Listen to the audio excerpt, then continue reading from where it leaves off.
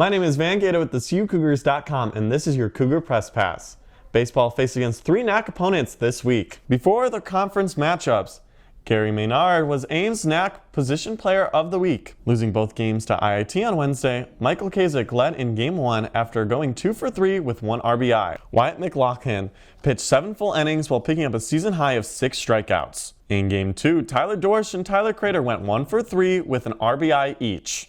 After facing several weather delays, the Cougars were finally able to squeeze in one game against UW on Saturday. Winning 10-5, Kasich led once again after going 4 for 5 with 5 RBIs and 2 home runs. Brandon Mahler, Maynard, and Dorsch had a solo home runs themselves. Game 1 was against Aurora, saw Crater going 3 for 4 and Maynard scoring the lone run of the game.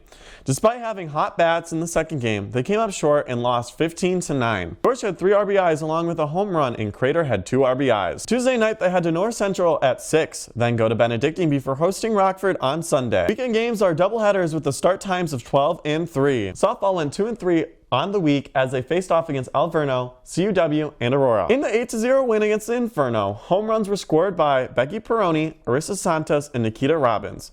Ashley Schroll tied her career high of 11 strikeouts as she picked up a 7th win of the season. Game 2 was suspended due to weather conditions.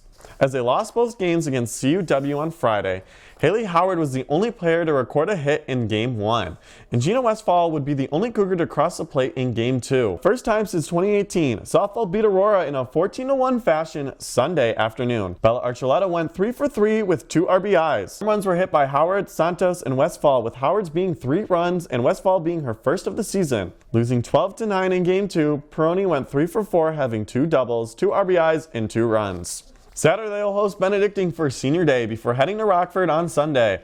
Doubleheader start times are set for 12 and 2. Men's lacrosse had their last home matchup before traveling to Edgewood this week. Versus IIT, Jared Tabor scored 2 goals of his 4 shots. The other 3 goals were recorded by Andrew Lechuga, Aiden Veazey, and Justin Headley. On the defensive side, Zach Leodowski had 5 ground balls and 4 caused turnovers, whereas Peter Borkowski had 14 saves. On the road to Madison, Zach Cicero secured his second hat trick of the season, and Headley not only had 2 goals, but had also 9 ground balls.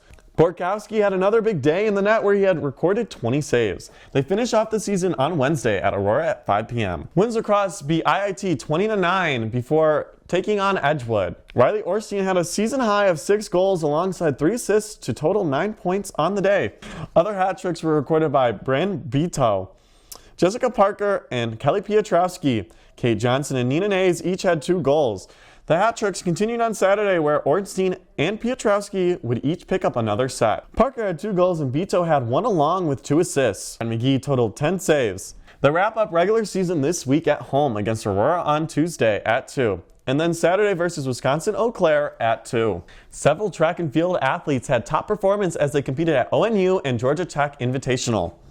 After placing within the top 20 of the nation, Gustavo Alvarez was selected as Men's NAC Field Athlete of the Week. First place finishers from this week's meet on the women's side were Gabrielle Harding in the hammer throw, Ariel Martinez in the steeplechase, and Laura Hopt in pole vault. Harding and Martinez's performance set new personal records at 48.30 meters in the time of 13:56.45 respectively. Zara Seymour finished 4th in long jump. Kayla Armstrong and Simone Wilson competed alongside Division I athletes where they ultimately placed 9th and 12th respectively in their events. On the first toss in the hammer throw, Martin Egbo broke the school record only to do it again in nearly 2 meters on his final throw of the day.